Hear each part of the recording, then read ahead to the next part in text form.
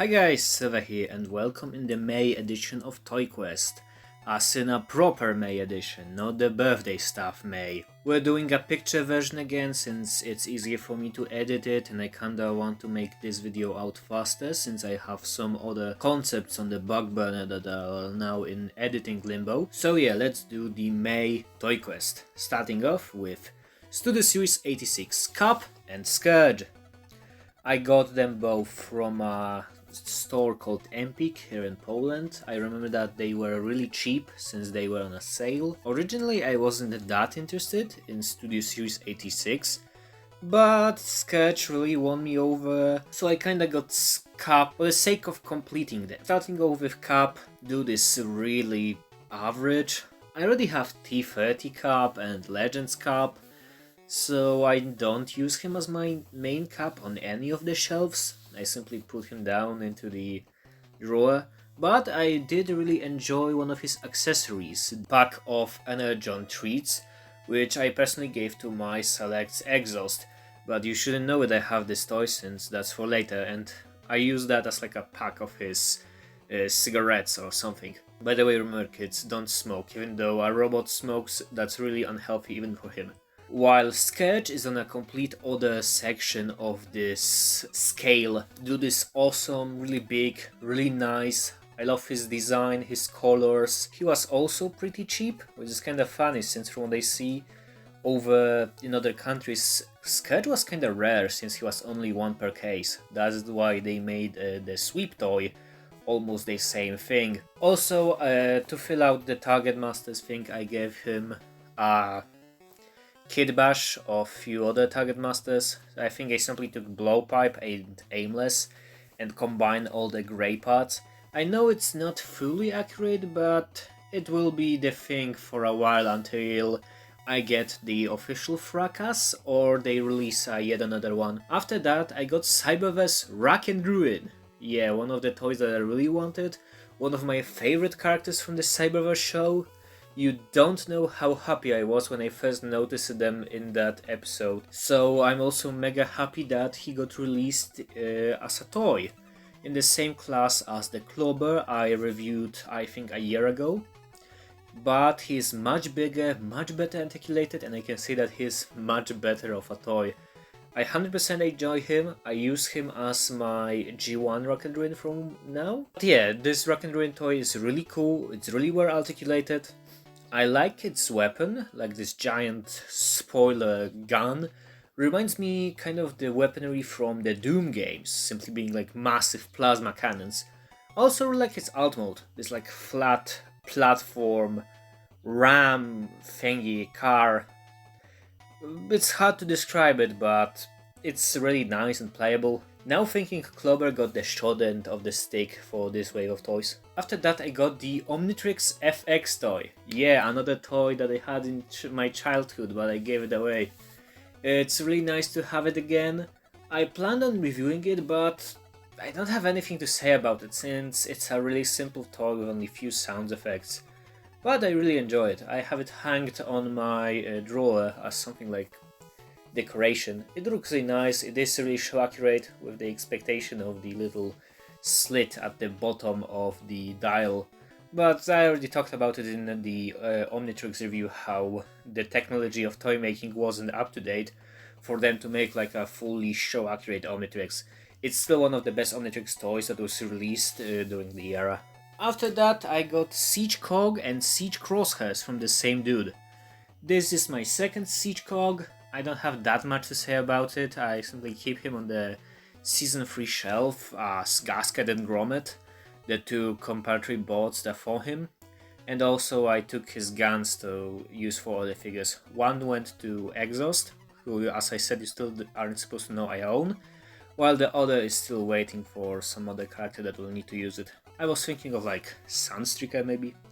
While Crosshairs, man I love him. This was my first time playing with the mold of Siege Ironhide, and I think this one looks really good. It doesn't have that much battle damage, it's in this like blueberry blue and red, which makes him look like a patriotic raspberry cake. I know it's a really weird comparison, but yeah, I'm really happy with this mold, and I'm now looking for the Netflix Megatron to get. Pinpointer was the name, I think. After that, I got the pink Power Ranger from the Retro Morphing collection. I don't have that much to say here since I reviewed her. You already know my opinion, and just go check out the video. After that, I got Metalions toys. Metalions is a Korean series from 2019, I think, but only recently it started airing here in Poland. This is why Poland got toys from it, and wow, I never expected, but they do feel kind of like Power Rangers Megazords or like Sentai Mechs. It's the same clunky vibe that's more focused on the toying with the transformation than calculation itself. For my first set I got the Taurus and Leo, and later I got Scorpio. I also got Aries, but I think I got that next month, so I will talk about her later. For now, I kinda don't want to talk too much about Metalions, since I really want to review those toys in their own videos, since I think they are worth of it. After that, I got the pink Lightning Collection Ranger from Mighty Morphing. She is cool, another Lightning Collection toy that got mega dumb rare for some reason. Well, the reason was I think she was short packed, but I managed to find her cheap on some toy store. Other than that, she's okay, even though due to the way she is packaged, her legs will always be bent in this like weird pose. She looks sick. After that we have the Studio Series 15 Buzzworthy Bumblebee. I bought it mostly for the Charlie minifig. I keep Bumblebee in his old mode, since the road mode looks kinda bare with how much paint got stripped from this set. I'm kinda sad it doesn't come with all the bits and bobs of customizing the Camaro. It felt really weird, but also really cool. It was a really nice detail. But yeah, Charlie herself also really looks really nice. Like, it's a really pretty minifigure that I'm really happy that I can put on my shelf, since I never expected to own it. From what I remember, I also found it like really cheap simply on an auction site here in Poland. It was like 10 bucks. And now I got a pretty nice package that I found on Allegro, the Polish auction site. The dude was selling Energon Ironhide, complete, was really cheap. This toy is always cheap. From what I know, it was shelf warming like up to the days of the 2007 movie, so yeesh. But I like it. I have my own personal opinion that I really want to talk about, so maybe I will keep it also for a future video.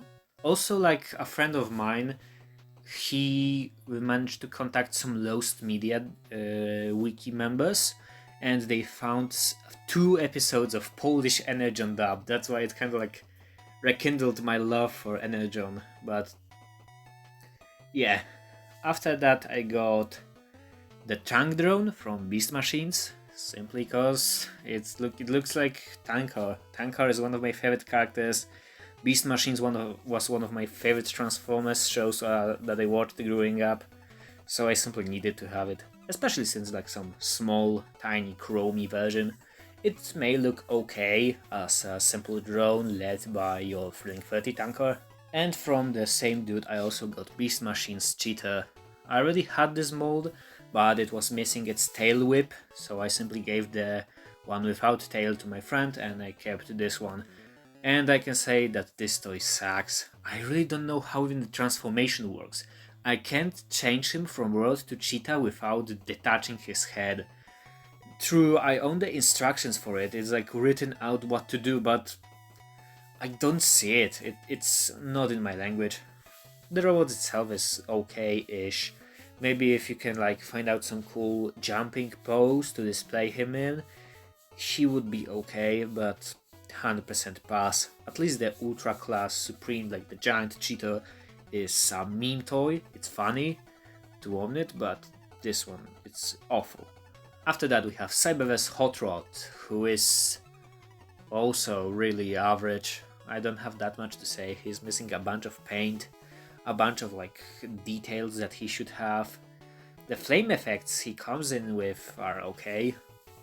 At least I'm happy to own a Cyberverse Hot Rod, since dude was the MVP of Season 3. Also, now that I have Soundwave, which I got from my friend Omega Sukaru, don't forget to watch Last Toy Quest, Now I can take pictures. After that, I managed to get Legends Blitzwing. That's from a personal seller of mine, a friend. He managed to find one mega cheap from China, I think, and he simply sold it to me. I love this Blitzwing, I love his colors, like this really cheesecakey yellow, and beige works nicely with his yellow helmet and mostly purple body. He looks great, I simply love this toy, and he looks great on my Decepticons shelf next to Legends Astrotrain. Now I simply need to pinch myself and find Legends Octane. And also from the same Mr. Seller, I got Select's Bugbite. This was my first time having the Cliff Jumper mold, and it's nice. He's okay, a little small, had a lot of fun with him. I really don't get what people have with this mold. In my opinion, with all the painted details, articulation and engineering, he is worthy the deluxe price. Either way, nice toy, I would recommend personally. Select or any other version. So that was all of the stuff that I managed to get in May. I want to thank you all for watching, don't forget to like, subscribe, check out on your social media, and I'm sorry that I'm constantly making only toy quests.